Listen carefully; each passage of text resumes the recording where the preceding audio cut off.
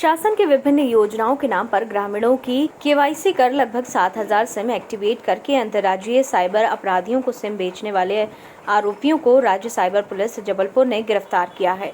आरोपी नीलेश सैन कृष्णा मेहरा बरगी तहसील के विभिन्न गाँव के लोगों को बनाते थे अपना शिकार। शासन की योजनाओं के नाम पर भोले भाले ग्रामवासियों के आधार कार्ड का करते थे दुरुपयोग। अभी तक की जांच में लगभग 7,000 सिमें बेचने की जानकारी मिली। बीएसएनएल की सिमें लेकर की थी ठगी की शुरुआत। इसके बाद बीएसएनएल एवं आइडिया वोडाफोन की लगभग 7,000 सिमें एक्टिवेट कर अंतर्राज्यीय साइबर अपराधियों को बेचने की आशंका थी। फर्जी सिमों पर पेटीएम वॉलेट एक्टिव कर उक्त वॉलेट को पश्चिम बंगाल एवं अन्य राज्यों के नंबरों पर ट्रांसफर कर होती थी। आर्थिक धोखाधड़ी गिरोह का मास्टरमाइंड एडमिन जैकब उक्त सिम एक्टिवेट कर बेचता था अंतर्राज्यीय साइबर अपराधियों को। का जो क्षेत्र है, आपने भी महसूस किया होगा कि ग्रामीण लोग हैं और बहुत ज़्यादा वो तकनीक से भी अपरिचित हैं।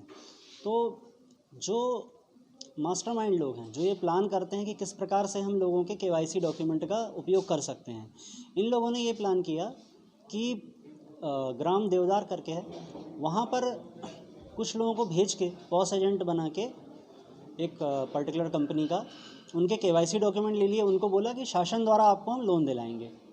इसके बाद एक बार जब इनका केवाईसी डॉक्यूमेंट अपलोड हो गए तो सिम एक्टिवेट हो गई। सिम एक्टिवेट होने के पश्चात इन लोगों ने उनका पेटीएम अकाउंट भी बनाया और पुनः वहां जाके पेटीएम अकाउंट एक्टिवेट करते हुए जो भी पेटीएम से फ़ायदा मिलता है वो प्राप्त कर लिया। पेटीएम हो या एयरटेल मनी हो, कई प्रकार के वॉलेट हो सकते हैं। इस चीज़ का खुलासा तब हुआ जब हमारे पास एक शिकायत हुई। हम लोगों ने जब टेक्निकल इन्वेस्टिगेशन किया तो पता चला कि कुछ बहुत ही कम मोबाइल्स हैं जिनमें लगभग 7,000 सिम्स चल रही थी। और आगे जब हम इन 7,000 सिम्स पे आगे टेक्निकल इन्वेस्टिगेशन करेंगे तो हमको उम्मीद है कि ये आंकड़ा और बढ़ता जाएगा। तो कुल मिला के क्या हो रहा है कि कुछ जो गिरोह के सदस्य हैं, ये लोग यहाँ पर सिम्स एक्टिवेट करके, वॉलेट एक्टिवेट करके, उससे फ़ायदा उठा के और उसके बाद आपस में जो भी फ़ायदा है वो डिस्ट्रीब्यूट कर लेते हैं और फिर पुनः बाहर के जो इनके कॉन्टैक्ट्स हैं उनको ये लोग वो सिम में भेज देते हैं। और इन वॉलेट्स का या सिम्स का इस्तेमाल निश्चित तौर पर किसी न किसी प्रकार के साइबर क्राइम में किया जा सकता है, क्योंकि यहाँ पर पहचान तो है ही नहीं। आप देखेंगे कि अगर ऐसी सिम में कभी कुछ क्राइम होता है तो दिल्ली की पुलिस या पश्चिम बंगाल की पुलिस किसको पकड़ेगी? वो तो पकड़ने उस मासूम गाँव वाले को आएगी, परंतु वास्तव में फ्रॉड दिल्ली के किसी व्यक्ति ने किया होगा। ये इसमें मुद्दा है। में पूर्व से जो जांच में अपराध था, उस जांच में ये ज्ञात हुआ था कि एक व्यक्ति के साथ में 80,000 रुपये की धोखाधड़ी की गई है। उस व्यक्ति के जब हमने आगे पे जानकारी ली तो पता चला कि उसके पैसे जो है वे पश्चिम बंगाल में ट्रांसफ़र हुए हैं।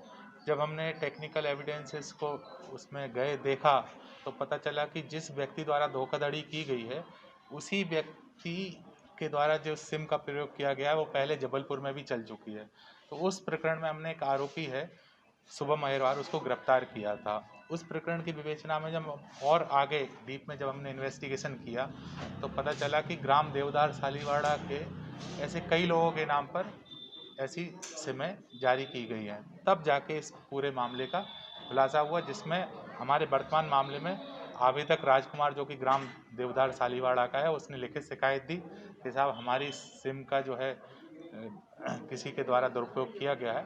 उस शिकायत की जांच में हमने आगे जाकर पता लगाया कि 2 सब एजेंट जो हैं, इसमें आरोपी जो नीलेश सैन और कृष्णा मेहरा हैं, इन्होंने ही बीएसएनएल की जो सिम है फर्जी सिम इन गांव वालों के नाम पर फर्जी तरीके से केवाईसी कर जारी कराई।